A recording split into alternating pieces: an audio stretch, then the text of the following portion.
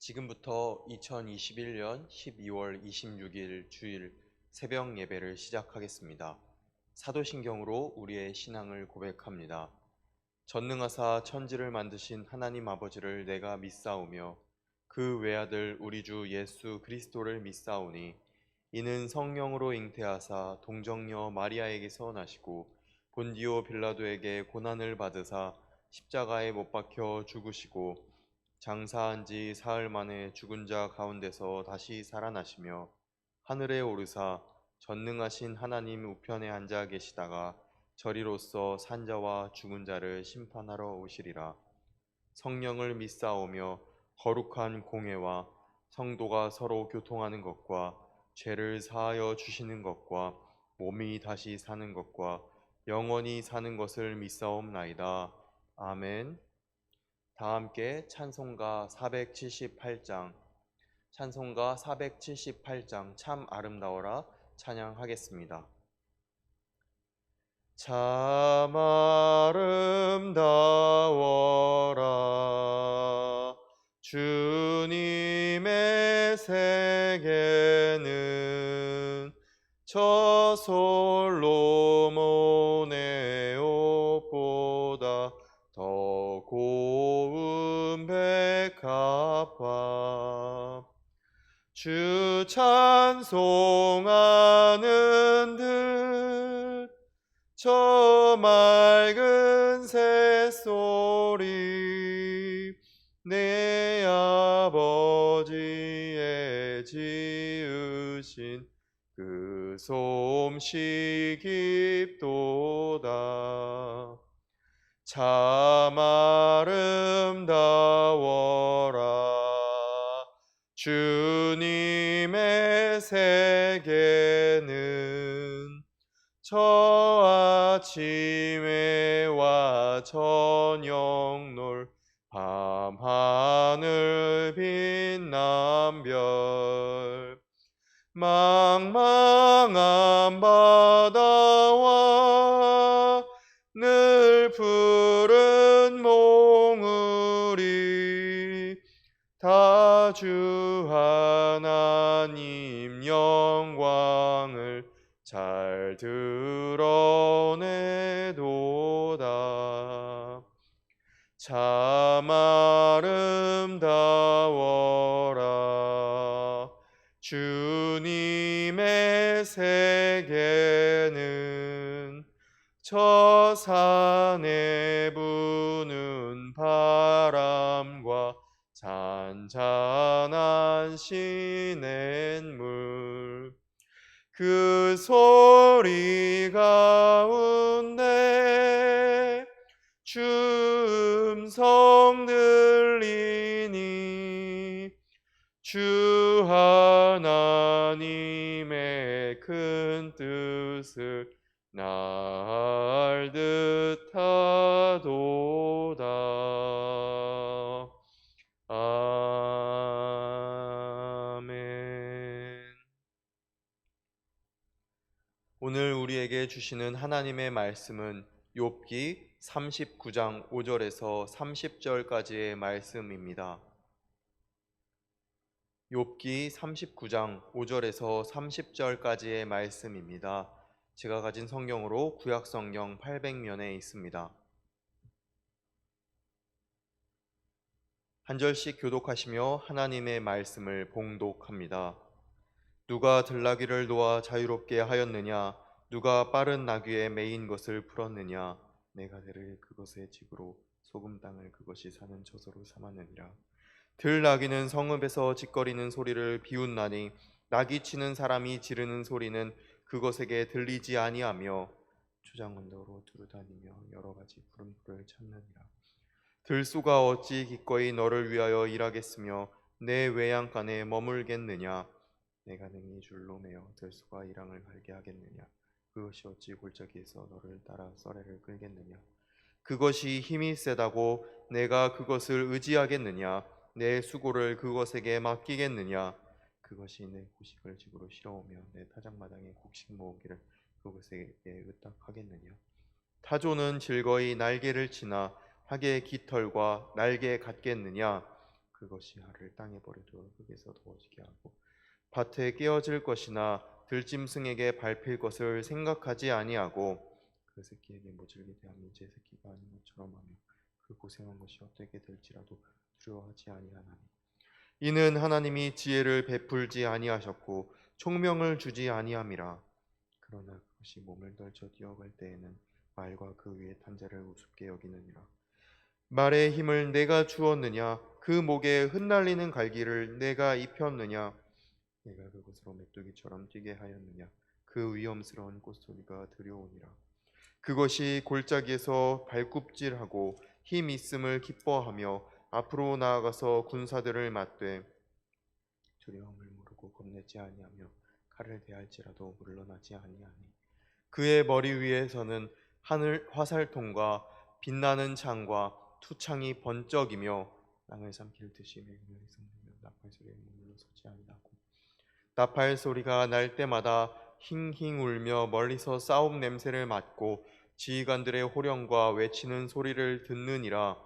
내가 떠올라서 날개를 펼쳐 남쪽으로 향하는 것이 어찌 내 지혜로 말미암으니냐. 독수리가 공중에 떠서 높은 곳에 보금자리를 만드는 것이 어찌 내 명령을 따름이냐. 그것이 낭떠러지에 집을 지으며 뾰족한 바위 끝이나 험준한 데 살며 거기서 먹이를 살피나니 그 눈이 멀리 봄이며 그 새끼들도 피를 빠나니 시체가 있는 곳에는 독수리가 있느니라. 아멘. 샬롬.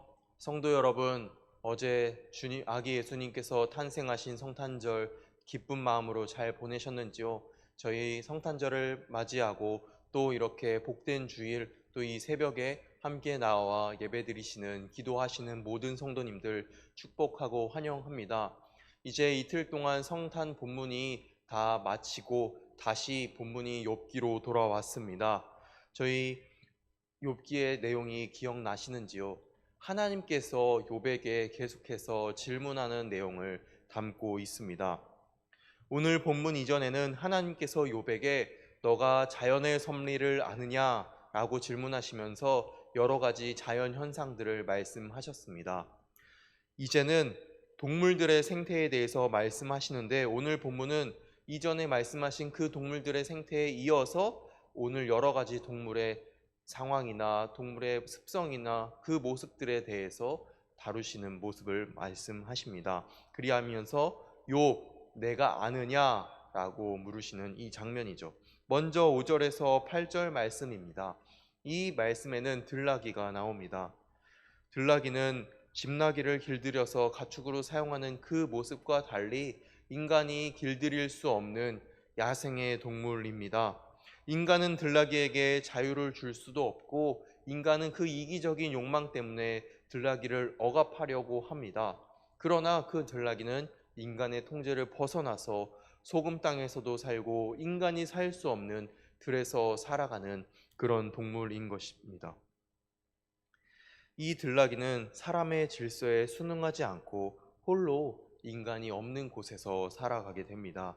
이렇게 들나귀에게 자유와 안전을 허락하신 분은 하나님이십니다. 사람이 보기에는 이 들나귀를 도대체 왜 지으셨을까 하면서 쓸모없어 보입니다. 하지만 이 들나귀는 하나님께서 창조하셨고 하나님께서 허락하신 동물입니다. 지금 하나님께서는 욥에게 말씀하고 계신 겁니다. 사람의 눈에 무익해 보일지라도 이 모든 것을 주관하시는 분은 하나님이시니라 라고 말씀하는 것입니다. 욥은 그동안 29장에서 31장까지 하나님께서 직접 나타나서 자신의 의로움을 증명해 달라고 소리치고 떼를 썼습니다. 그러나 하나님께서는 욥이 요구하는 그 의로움을 나타나서 증명해 주시진 않으셨습니다. 대신에 사람의 시선과 사람의 정의와 사람의 생각을 뛰어넘으시는 하나님의 온 세상의 설계도를 보여주시는 것입니다. 이어서는 하나님께서는 들소에 대해서 말씀하십니다. 들소 또한 인간의 통제에서 벗어나서 자유롭게 살아가는 야생 동물입니다. 9절 말씀입니다. 들소가 어찌 기꺼이 너를 위하여 일하겠으며 내 외양간에 머물겠느냐. 너를 위해 일하지 않을 것이며 외양간에 머물지 않을 것이라고 말씀하는 것이죠. 이 질문은 들소가 들나귀처럼 인간이 함부로 길들일 수 없는 동물이라고 하나님께서 말씀하고 있는 것입니다. 또 세 번째 질문에서는 들소의 억센 힘을 믿고서 너가 들소에게 의지할 수 있느냐? 너가 들소의 그 힘을 사용할 수 있느냐라고 물으십니다. 이 질문은 들소의 그 강한 힘 때문에 들소가 인간에게 유익한 동물이 될 수도 있다라고 해석할 수도 있겠지만, 사실은 그 들소의 강한 힘은 인간이 통제할 수 없음을 말씀하고 있는 것이죠. 욥을 비롯한 세상의 그 어떤 사람도 들소를 길들일 수 없다라고 말씀하고 있는 것입니다. 하나님께서 이 두 짐승을 이야기하시는 이유가 있습니다. 피조 세계가 하나님의 설계에 의해 창조된 것이고, 그 방식은 사람들의 질서, 사람들의 생각에서 벗어난 것일 수 있다는 것입니다. 욥과 세 친구들 엘리후까지도 언제나 하나님을 자신들이 이해하는 방식으로 제안하고 한정지었습니다. 그러나 사람은 하나님의 설계도를 설명할 수도 없고 이해할 수도 없습니다. 사람은 한낱 들소조차도 통제할 수 없는 존재입니다. 이것이 12절의 네 번째 질문에서 잘 나타납니다. 사실 욥은 들소에 대해서 잘 모르고 할 수 있는 일도 없습니다. 욥은 참으로 하나님께서 창조하신 세계 안에서 너무나 작고 미약한 피조물일 뿐인 것입니다. 반면 하나님께서는 다르십니다. 들소는 구약 성경에서 가장 힘센 짐승 중 하나로, 그 이후에도 살펴볼 리워 야단과 같은 힘센 짐승 중 하나로 나오는데, 그러나 들소 중에서도 가장 힘이 센 들소조차도 하나님의 창조 질서 안에서 다스림을 받습니다. 오직 들소를 창조하시고 그 힘을 주신 하나님만이 들소를 다스리실 수 있다는 것입니다. 이어서 17절에서 18절까지는 타조에 대해서 말씀하십니다. 그동안 칭찬을 했던 다른 동물과 달리 타조는 부정적으로 말씀하시는데요. 타조는 날개짓을 하지만 날 수는 없는 우스운 새입니다. 저도 어렸을 때 타조에 대해서 배울 때 신기한 새라고 배웠던 게 생각이 나는데, 날지 못하는 새, 마치 헤엄치지 못하는 물고기라는 느낌입니다. 이 타조는 땅바닥에 알을 낳고서는 전혀 신경 쓰지 않습니다. 타조는 모성애가 없습니다. 사람의 시선으로 보면 참 이상하고 어떻게 이럴 수 있을까? 왜 그럴까? 라는 생각이 드는데, 그 이유가 17절에 나옵니다. 바로 하나님께서 지혜와 총명을 주시지 않으셨기 때문입니다. 하나님께서 모성애를 주시지 않으셨기 때문입니다. 대신 하나님께서는 타조에게 다른 뛰어남을 주셨습니다. 그것은 바로 말보다 더 빠르게 달릴 수 있는 힘입니다. 이 타조는 사람이 보기에는 참 이상하고 신기한 동물이지만, 하나님께서 보시기에는 타조는 그렇게 빨리 달릴 수 있는 동물로 지으신 것입니다. 당장 우리 눈에 이상하게 보인다고 해서 우리의 생각에 이해되지 않는다고 해도 하나님께서는 그 동물의 특성에 맞게 지으신 것입니다. 이 하나님의 계획은 우리의 합리성과 효율성과는 달리 하나님의 계획은 더 크고 놀라운 계획을 품고 계십니다. 그동안 하나님께서는 이렇게 들소나 들나귀나 타조와 같이 야생동물을 말씀하셨습니다. 이제는 19절에서 25절까지 인간에게 길들여진 말에 대해서 말씀하십니다. 그러나 그냥 말이 아닌 전쟁용 말, 군마입니다. 이 군마는 비록 인간이 길들였지만 이 힘은 사람이 준 게 아닙니다. 하나님께서 주신 것입니다. 이 군마는 사실 전쟁터에서는 쓰이지만 전쟁터 이외의 장소에서는 사람의 통제를 받지 못합니다. 그래서 역사를 살펴보시면 알겠지만, 말은 전쟁이나 여러 가지 달려갈 땐 쓰이지만 실제로 농업에서 쓰이는 경우는 거의 없었습니다. 그리고 사실 야생동물이 아닐지라도 이 말은, 이 군마는 오히려 야생동물보다 더 강력하고 더 난폭함을 가지고 있는 동물입니다. 하나님께서는 욥에게 너가 이 말의 힘과 이 목의 갈기를 만들었냐고 질문하십니다. 네, 당연히 만들지 못했죠. 사람이 말을 통제할 수 있다고 생각했지만 그것은 그 말의 폭력성을, 그 말의 조급성을, 그 말의 본성을 다 조금 눌러놨을 뿐입니다. 사실은 그 본성을 알지도 못하고 완전히 통제할 수도 없는 것이지요. 그러나 이렇게 말의 본성을 설계하시고 창조하시고 다스리실 수 있는 분은 오직 하나님이시라고 오늘 말씀은 다시 한번 이야기하고 있습니다. 마지막으로 매와 독수리, 비행 능력을 가진 동물들이 언급되고 있습니다. 하나님께서는 욥에게 또 물으십니다. 매와 독수리의 그 행동들이 너의 지혜 덕분이냐? 매가 계절을 따라 이동하는 그 지혜는 그 욥에게서 나온 것이 아니었습니다. 또 누가 가르쳐주지 않아도 독수리는 거친 환경에서 서식합니다. 인간의 손이 닿지 못하는 그런 험준한 계곡과 같이 산과 같은 곳에서 서식하게 됩니다. 자신들이 살 곳을 그렇게 알아서 정합니다. 이렇듯 독수리가 서식지를 정하는 지혜는 욥에게서 온 것이 아닙니다. 오직 하나님에게서 왔습니다. 또한 무엇보다 독수리는 다른 동물들의 시신을 먹으면서 살아갑니다. 사실 독수리는 너무나 멋져 보이고 인간의 눈에 봤을 땐 참으로 웅장하고 멋져 보이는 그 독수리가 다른 그 동물의 시신을 먹으면서 살아간다고 알게 됐을 때 참 비참하고 왜 그럴까? 참 별로 이상하다. 그 모습에 어울리지 않는다. 그리고 참 시신을 먹는 그 모습이 잔인하다.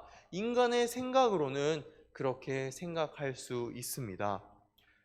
그러나 하나님께서 독수리를 그렇게 지으신 것입니다. 인간의 정의로는, 인간의 생각으로는 그것이 합당하지 않더라도 하나님의 설계 속에서 독수리는 독수리답게 살아가는 것입니다. 이와 같이 하나님께서는 여러 가지 동물들을 설명하시며 욥, 너가 이 동물들을 지었느냐? 너가 이 동물들에 대해서, 이 동물들의 특성에 대해서 너가 알고 있느냐? 라고 물으십니다. 아마 욥은 하나님의 이 창조 섭리 가운데에서 자신의 한정된 지식과 지혜로 알 수 있는 것이 너무나 없구나. 자신의 지혜로 헤아릴 수 없는 것이 있는 것이 너무나 없음을 처절하게 깨달았을 것입니다.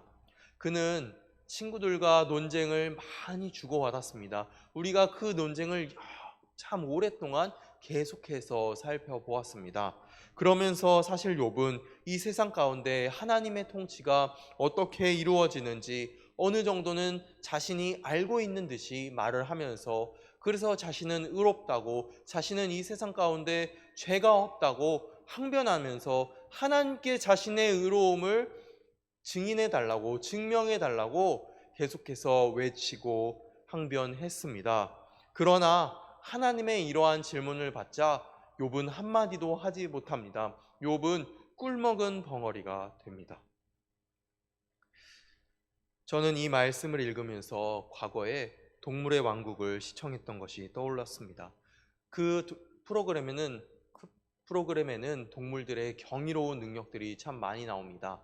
그리고 인간의 눈으로는 이해할 수 없는 왜 저 동물이 저럴까 하는 참 신기하고 가끔은 괴상망측한 그런 행동들도 많이 하게 됩니다. 그러면서 참 대단하다라고 생각이 드는데 오늘 말씀을 읽으면서 그 모든 것이 하나님의 섭리 안에 있구나라는 것을 다시 한번 묵상하게 됐습니다. 그러면서 정말 대단한 분은 정말 대단한 것은 동물이 아니라 그것을 지으시고 다스리시고 섭리하시는 하나님이심을 다시금 알게 되었습니다. 사실 그리고 이제 그 프로그램을 보면서 그리고 여러 가지 책을 읽으면서 우리는 욥의 시대와는 달리 과학의 시대를 살고 있습니다.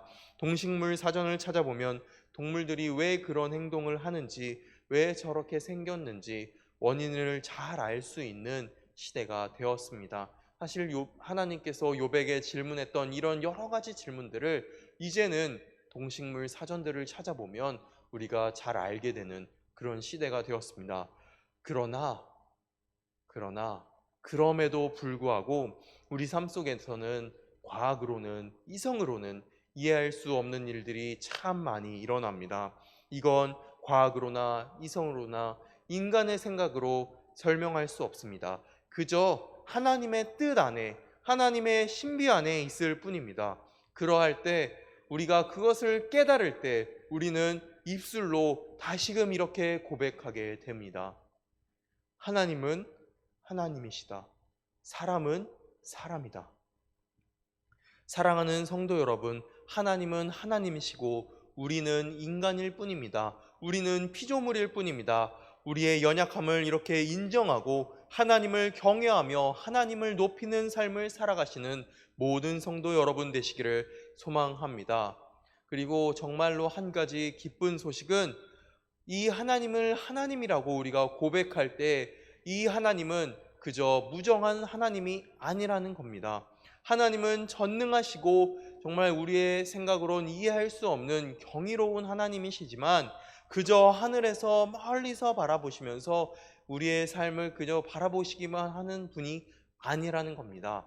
하나님께서는 우리에게 너무나 관심을 가지고 계셔서 이 세상을 다스리시고 섭리하시고 우리를 너무나 사랑하셔서 이 땅 가운데 내려오신 하나님이십니다. 그리고 그 증거가 바로 어제 성탄절에 아기 예수님을 보내주심으로 그 증거를 우리가 너무나 확실하게 알 수 있게 되었습니다. 우리는 우리 삶 가운데 이유를 알 수 없는 어려움을 맞닥뜨릴 때가 있습니다. 또 우리는 우리의 삶을 이 세상을 다 안다는 듯이 교만하게 굴 때가 있습니다. 그러나 그 하나님은 우리의 생각으로는 우리의 이성으로는 감히 판단할 수 없는 우리보다 훨씬 더 크고 놀라우신 하나님이심을 우리가 다시금 깨닫고 살아가시는 성도 여러분 되시길 바랍니다. 그리고 그 하나님께서는 지금도 여전히 우리에게 관심을 가지고 계셔서 우리와 함께 계시기로 작정하셨고 아기 예수님을 보내주셨고 우리에게 성령을 보내주셔서 내가 영원히 너희와 함께 하겠다라고 보내주시는 크고 놀라우신 분이시만 동시에 인자와 사랑이 풍성하신 하나님이심을 믿고 우리 마음에 소망하며 살아가시는 모든 성도 여러분 되시길 바랍니다. 그래서 우리가 그 하나님의 사랑 덕분에 우리의 삶 가운데 여전히 우리의 입술로 하나님은 하나님이시다 라고 고백할 수 있는 줄로 믿습니다. 이 주님의 사랑 믿고 신뢰하면서 하나님을 하나님으로 모시고 살아가시는 이 자리에 계신 그리고 이 새벽기도 영상을 시청하시는 모든 창동교회 성도 여러분 되시기를 간절히 소망합니다. 기도하겠습니다. 인자와 사랑이 풍성하신 하나님 아버지, 욥은 자신의 생각으로는 세상 모든 것을 알 수 있고 세상 모든 것이 이치에 맞고 자신의 생각대로 돌아가야 한다고 생각했습니다. 그러나 주님, 오늘 말씀을 읽으며 그것이 너무나 큰 착각임을 알게 됩니다. 우리 또한 마찬가지입니다. 우리의 생각과 마음은 너무나 작고 편협합니다. 우리 또한 우리의 삶을 너무나 잘한다고 생각합니다. 그러나 하나님의 생각은 우리보다 훨씬 더 크고 넓으며 헤아릴 수 없습니다. 주님, 주님께 우리의 삶을 의탁드립니다. 주님께 경배드립니다. 우리는 연약하나 주님은 크십니다. 주님은 강하십니다. 우리의 삶을 붙잡아 주시옵소서. 언제나 주님을 경외하며 살아가는 저희들 되게 하여 주시옵소서. 우리의 입술로 하나님은 하나님이시다 고백하며 우리의 연약함을 인정하며 주님께 의탁하는 우리의 모든 것 의지하며 살아가는 장동교회 모든 성도들 될 수 있도록 도와주시옵소서. 주님, 이 복된 주일 주님께 예배드림이 기쁨되고 주님께서 주시는 넉넉한 은혜로 이 일주일 살아가게 하여 주시옵소서. 이 모든 말씀을 예수 그리스도의 이름으로 기도하오며 하늘에 계신 우리 아버지여, 이름이 거룩히 여김을 받으시오며 나라가 임하시오며 뜻이 하늘에서 이루어진 것 같이 땅에서도 이루어지이다. 오늘 우리에게 일용할 양식을 주시옵고 우리가 우리에게 죄 지은 자를 사하여 준 것 같이 우리 죄를 사하여 주시옵고 우리를 시험에 들게 하지 마시옵고 다만 악에서 구하옵소서. 나라와 권세와 영광이 아버지께 영원히 있사옵나이다. 아멘. 오늘은 주님께서 또 기뻐하시는 주일입니다. 코로나로 인해 모이기가 쉽지 않고 여러 가지로 한국교회는 세상에서 공격을 받고 있는 현실입니다. 특별히 이 주일 예배와 한국교회를 위해 기도하길 원하는데요. 우리가 예배드림이 우리의 생명을 보존하는 것임을 우리는 잘 알고 있습니다. 우리가 예배드림이 주님께 영광이 되며 이 예배를 드림으로 말미암아 받는 은혜로 주님의 이름을 널리 전파하는 저희들 되게 해달라고 함께 기도하길 원합니다. 예배의 자리가 더욱 열리게 해달라고, 또 동시에 코로나로부터 한국교회 모든 성도들 안전하게 지켜달라고 기도하기를 원합니다.